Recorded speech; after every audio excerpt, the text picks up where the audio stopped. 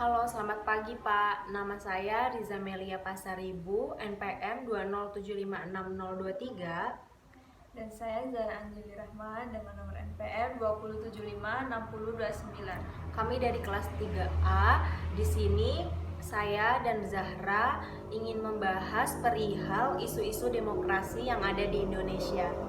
Yang pertama, kami mengangkat isu demokrasi di dalam lingkungan keluarga. Zahra, bagaimana demokrasi yang berada di keluarga kamu?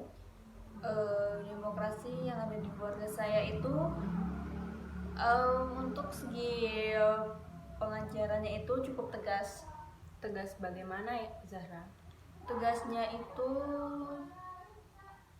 seperti kalau untuk membeli barang-barang yang dibutuhkan itu ya memang harus yang benar-benar dibutuhkan gitu, seperti barang-barang elektronik, seperti antara memilih laptop atau handphone. Itu kan untuk sekarang sebenarnya itu lebih penting handphone. Tetapi kalau untuk seperti kita nih sebagai mahasiswa, Iya.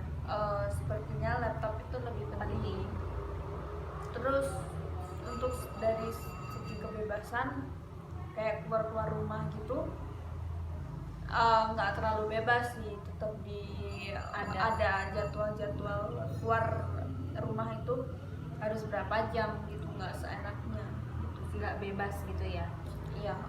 Jadi kalau misalnya beli barang itu yang memang benar-benar perlu dibutuhkan, nggak asal langsung beli gitu ya. Iya, benar-benar. Kalau misalnya aku sendiri sih sama, untuk keluarga aku sendiri nggak terlalu ketat ya. Unsur demokrasinya semuanya punya hak masing-masing gitu di keluarga aku. Jadi nggak semuanya kayak orang tua aku tuntut gitu. Salah satunya misalnya ngambil masuk sekolah. Jadi orang tua aku bebasin aku untuk pilih maupun itu jurusan, sekolah atau apapun itu, balik lagi ke aku gitu. Jadi ngikutin, nggak dipaksa begitu. Untuk masuk ke universitas sih, kalau keluargaku itu tadinya nuntut banget untuk masuk ke universitas negeri. Iya. Seperti Unila, ITERA itu kan negeri. Iya. Saya ini benar-benar kayak yang harus Masuk masuk negeri. Tapi kembali lagi kemampuan saya itu kalau untuk di negeri kurang sebenarnya. Terus saya tetap mau usaha. Iya, untuk mau usaha dan alhamdulillah masuk ke politeknik. Iya. Sebenarnya orang tua saya nggak tahu kalau politeknik itu negeri. Jadi begitu dia tahu politeknik itu negeri, dia kayak merasa bangga gitu. Iya. Kalau misalnya keluarga aku, kalau misalnya untuk jam main gitu keluar bebas, yang penting tuh harus tahu sama siapa, jam pulangnya jam berapa, tetap harus kontak gitu, saling kasih tahu. Jadi nggak bebas yang kayak langsung pergi-pergi aja, pulang-pulang aja gitu. Tapi menurutku kalau misalnya kamu yang dikekang gitu, yang dikekang sama keluarga yang tegas gitu, iya, itu membuat kamu kayak percaya diri atau malah lebih gimana, atau malah lebih udahlah mending ditentang aja, udah biarin marah-marah. Kalau menurut aku ya, walaupun keluarga gitu, tapi tetap sih semuanya kan punya haknya gitu ya. Aku lebih, kalau misalnya untuk permasalahan keluarga yang ketat menentang, menurut aku tuh kurang baik, karena membuat anaknya sendiri jadi takut, jadi trauma, jadi kurang dekat dengan orang tuanya. Jadi seharusnya lebih baik keluarga, orang tua itu sendiri lebih terbuka, lebih kasih hak dan kebebasan. Yang penting masih dijaga gitu, masih tetap sesuai aturan segimana harusnya anak itu harus turut sama orang tua. Contohnya misalnya, kalau misalnya kayak beli barang ataupun pulang malam, itu bisa dikomunikasiin gitu kan antara orang tua dan anak. Jadi nggak semuanya harus kekerasan. Begitu sih. Kalau misalnya menurut kamu baik nggak kekerasan di dalam keluarga? Kalau menurut aku jelas nggak baik sih, soalnya itu bakalan merusak mental banget, apalagi Iya, kalau setuju. misalnya kayak yang masih di bawah umur gitu, Iya. masih di bawah 10 tahun itu, kalau misalnya udah di Menyebabkan itu membuat anak itu untuk kedepannya tuh kayak trauma. pemalu dan Iya. untuk berspeak up sama orang-orang tuh kayak dia pasti berpikir, aduh ini bener nggak ya yang Iya. yang aku lakuin, Jadi gampang takut. dimarahin nggak ya sama orang tuaku Iya. gitu. Sebenarnya kalau misalnya anak-anak di bawah umur kalau melakukan kesalahan itu wajar aja, karena dia masih anak-anak kan, dia Lebih baik.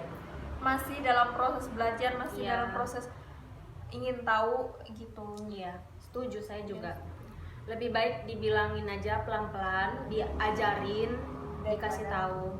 Iya, daripada memiliki melakukan kekerasan kepada anak. Ya, saya setuju.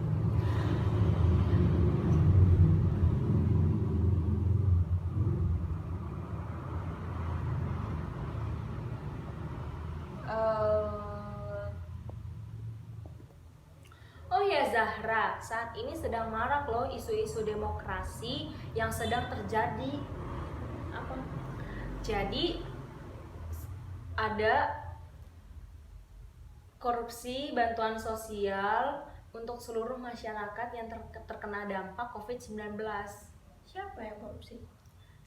Itu adalah Menteri Sosial. Oh, emang berapa korupsinya? Diduga itu kira-kira sekian triliun karena bermula dari adanya program pengadaan bansos penanganan COVID-19 berupa paket sembako. Itu di Kemensos, Kementerian Sosial tahun 2020 dengan nilai sekian triliun. Terus itu uangnya buat apa? Untuk keperluan pribadi atau apa untuk malah dia ya gimana tuh? Kurang tahu ya, tapi menurut kamu bagaimana sih seharusnya demokrasi yang diterapkan? Salah satunya tuh hak-hak sebagai kita masyarakat. Menurut kamu jawaban kamu kayak gimana? Ya menurut saya sih si Menteri Sosial ini seharusnya nggak perlu untuk korupsi kayak gitu, apalagi untuk dengar-dengar sih untuk keperluan pribadi dia korupsi segitu banyaknya sekian triliun. Iya. Itu untuk apa? Karena rakyat Indonesia, apalagi yang rakyat bawah itu kan untuk tahun lalu 2020 itu kan COVID-nya itu baru masih naik-naik, sedang panas. Ya masih panas, sehingga banyak yang di PHK massal. Benar.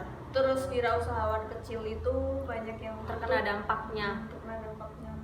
Gitu sih. Iya, menurut aku juga seharusnya itu jangan sampai terjadi ya. Karena semuanya juga terkena dampaknya, sehingga kembali lagi gitu. Masyarakat kembali susah, hak-haknya tidak tahu harus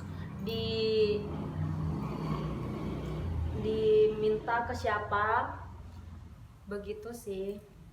Oh ya, dan kalau untuk dari segi hukuman, menurut kamu si Menteri Sosial ini seharusnya dihukum mati atau dipenjara aja? Kalau menurut saya sih sesuai, kembali lagi ke hukuman yang ditegakkan ya. Apapun yang dilakukan itu yang penting harus setimpal apa yang sudah dilakukan. Jadi bertanggung jawab yang sudah dilakukan, apa yang sudah diperbuat. Kalau menurut aku, apapun itu yang akan ditetapkan hukumannya. Kalau menurut saya sih sebenarnya lebih baik kayak kalau untuk itu sih menurut saya mungkin hukuman mati sih, karena banyak banget warga-warga bawah itu, maksudnya rakyat-rakyat bawah itu yang di PHK. Mereka tuh bingung gitu mau nyari pekerjaan di mana, karena sekarang nyari pekerjaan itu sulit. Bahkan kayak kita ini sebagai mahasiswa kan kita kuliah daring tuh, nggak ada masukan. Terus kuota itu perlu banyak. Terus kalau biaya menjadi lebih. Iya, biayanya lebih. Kita tuh nggak ada pemasukan tapi selalu ada pengeluaran. Iya, terus betul. namanya mencoba untuk nyari kerja-kerja sampingan itu susah banget Saat karena ini ya ya. itu COVID. Iya. Seharusnya dengan adanya bantuan itu membuat rakyat tertolong ya. Iya, tertolong. Tertolong. Menurut saya tuh itu Menteri Sosial jahat banget sih kalau untuk Iya.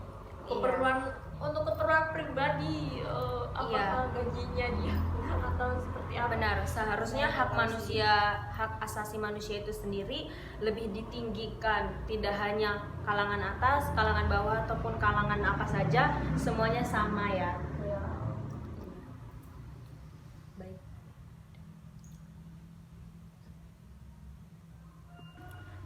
Sekian pembahasan tentang isu-isu demokrasi yang telah kami lakukan menurut pandangan kami. Mohon maaf jika ada salah-salah.